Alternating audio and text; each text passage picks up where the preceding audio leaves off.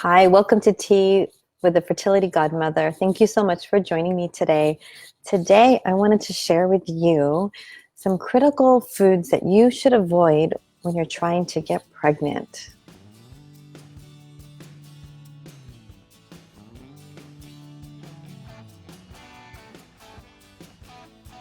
I'm Denise Noyer-Erez, and the people I work with, my patients, they call me the Fertility Godmother. And I get to work with women and couples in my clinic in Westlake Village, California, and all over the world, helping them prepare their bodies to get pregnant, stay pregnant, and have a healthy baby. And today, stay tuned because we are going to talk about some critical foods that you really should avoid for overall wellness, but especially if you are wanting to get pregnant. So let's jump right in. One of the things I'm going to say, just do the most important one first, okay? And please, if you have any ahas or you have any comments or concerns, please go ahead and share them in the comment section. And be sure to share this video and give us a thumbs up, please, so we can know that we are moving in the right direction and supporting you. But one of the biggest things you are going to want to give up or minimize, I like to use an 80-20 rule. Sometimes even more, but 80-20 rule, if you've heard of it before, really applies to so many different things in your life. You want to do 80, well, on this case, you want to do 80%, trying to be as healthy as possible. And then allow yourself some wiggle room, right? We always want to allow ourselves some wiggle room so we're not so rigid and tight, because then that just sets us up for failure and stress when things are so rigid. But in general, about 80% of the time, at least start there, or and work your way up. You want to avoid processed food. And the reason you want to avoid processed food is because of all the chemicals that they put in there, the additional salt, the additional sugar, and it's just not as healthy, and unhealthy fats that are put in processed food. Also, you want to avoid chemicals. So in canned food, for example, it's lined, most of the cans are lined with BPA. And even the BPA-free cans, I'm hoping they're better quality. They don't have the chemicals in there. And they're not like plastic bottles, right? Because plastic bottles is another thing that you want to really make sure you avoid at least 80% of the time, because you are getting these chemicals, these BPA or the BPS, even in the BPA-free plastic bottles, they put so many chemicals to make plastic, and then that gets into your water and you're drinking it and you think you're doing yourself a good deed, but the truth is you're putting you're filling your body up with endocrine disruptors. And unless you are only do that a little bit, try to do that as least as possible. I'm still of the school that I believe you should have water if you're thirsty. So sometimes road trips, we don't have enough. Sometimes I don't carry enough water, so I'll have to stop at a gas station and I'll try to get a glass bottle if I can. But sometimes they don't have the glass bottles, or they're like little, and I like a lot of water, so I will get a plastic bottle. So it's not like I've completely eliminated the plastic, but I'm thinking about it, and I just really try to make a conscious decision to avoid plastic bottles as much as possible. So plastic is another really important thing for you to avoid.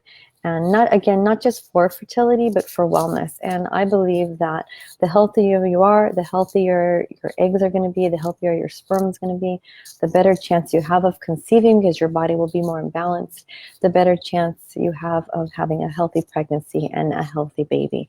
And you want to do everything you can. I know if you're watching me right now, I know you want to do everything you can to make this possible for yourself, and to have you want to have a healthy pregnancy and a healthy baby. So important, right? So it may be sounding cliche, but I can't emphasize, and it's going to be coming out more and more, how these toxins are affecting us and in our body, and not only now, but for generations to come. So now's the time to start doing what you can to become as healthy as possible, and avoiding some of these products that we know cause havoc in our systems. They mess with our endocrine system. They mess with our ovaries and uterus and our whole energy system, our energy in itself. So it's so important. So you want to avoid processed foods. So what exactly are processed foods? Anything that's already made for you, except fresh foods. You know, there's a big market right now, and it seems like it's a growing market. And I happen to love it about fresh foods being prepared for you. I buy fresh salads every day for lunch I use a Service California chef, and they make me this organic, delicious, healthy salad. And I know that it's high quality and not, and it's pre-made because we're so shortage on time, right? We have a shortage of time. So I know that's why people go to those processed foods, frozen foods, chips, canned foods, because it's easier and it seems to be faster, but it's really not worth it. And again, I'm talking about 80% of the time. And again, the plastic bottles are going to be really important for you to avoid. The other thing is fast food. That's going to go along with the processed food. So what I like to do if I feel like I need fast food, if I didn't prepare properly, I choose healthy fast food restaurants, or sometimes even grocery stores, because they all have prepared food for you and they have fresh food. But Sharky's is one of my favorites because they have organic options there. Sometimes I'll run into Whole Foods or what's it called? Sorry, I'm having one of those days where my words aren't connecting. Didn't sleep so good last night. I had a lot going on.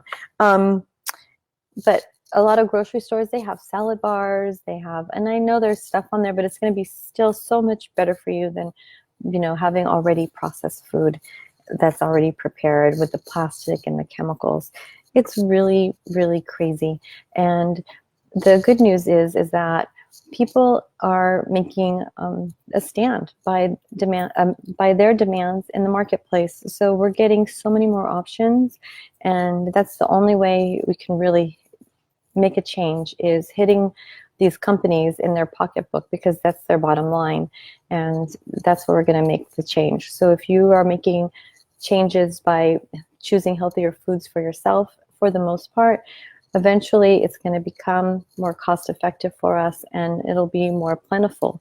So you really do have a power in the marketplace, and also just for your own body and your own self. The other thing is I wanted to share with you is dairy. So if you're researching online, you might be wanting to avoid dairy.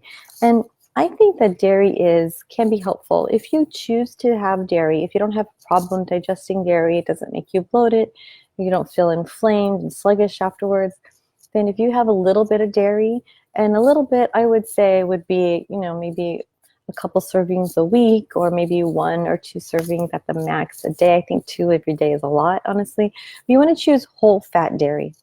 So that's going to be really helpful for you, because that will not only give you more nutrients, but it's going to be less processed, and it's also going to have that fat that you need to help balance out the sugars that dairy has in there. So it's actually better for you, even though you might tend to go for that non-fat, and it tastes better, and you'll feel fuller longer, and it really just makes everything better having a little bit of fat. So that can be really, really helpful.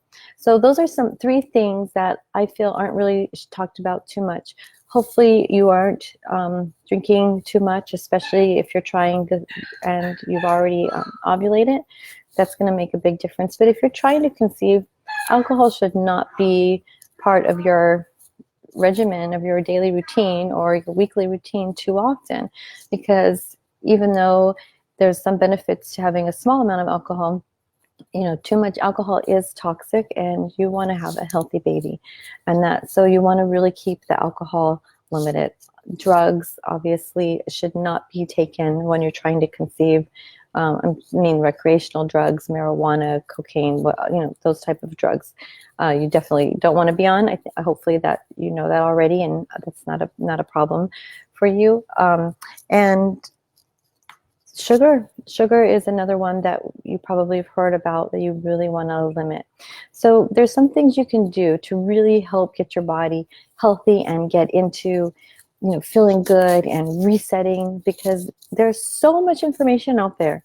And if you want to make these choices, you want to make healthy choices. I know you really want to do everything you can so that you can not only get pregnant but have that healthy baby. I know you really want to do everything you can. And so it's so important to just make some modifications in your daily habits. And really all it takes is making different choices when you go to the grocery store. And it's really just being a little bit mindful about that. And that's going to help you. You're going to feel so much more energized, and you're going to feel so much better when you start choosing foods that really nourish your body, and avoid these foods in general that are really toxic and play havoc on your whole endocrine system. And your endocrine system is what controls your hormones. It controls how you feel, and it controls your hormones to help you get pregnant. Okay, so I hope you found this video helpful. Those are some things I don't see talked about too much. And if you are, I'm just going to throw this out there. I am doing my annual cleanse. I actually do a cleanse twice a year. And I love to start the new year fresh with a nice, gentle detox. If that's something you would love to join me in, I have an amazing fertility cleanse that I've put together. I'm using it for many years, and people love it. Even people that have done cleanses before. It's going to help you, first we help educate you so that you know what works best for your body, and then we help you go through this process where you can reset your whole body so that you get rid of those toxins and you get rid of some of those cravings that you have, if you have any cravings, and your energy is going to be amazing. I'm so excited. I can't wait. So if you want to join me, just go ahead and comment in the comment section, or reach out to us and find out more about it, because it's really awesome. You don't have to do it with me, but I just thought it's fun. I always offer it to my patients and to my friends and family, so we can have a support system and do it together. I'll be sharing more about that another time, but I felt like that was a good thing to tell you about right now. All right, you guys. So recap: decrease on the processed foods, eliminate the plastics as much as possible, have whole fat dairy, and keep it limited to about maybe 2 or 3 times a week would be best. Once a day, a small amount would be the next best. And watch that sugar and the alcohol, the caffeine. Okay, all those things are really important. But you'll find that once you eliminate them or you decrease them, that you really don't need that much, and that you'll be feeling so much better. All right, here's to your health, happiness, and fertility. And please subscribe to us, and we'll see you next time. Take care of yourself. Mwah. Bye.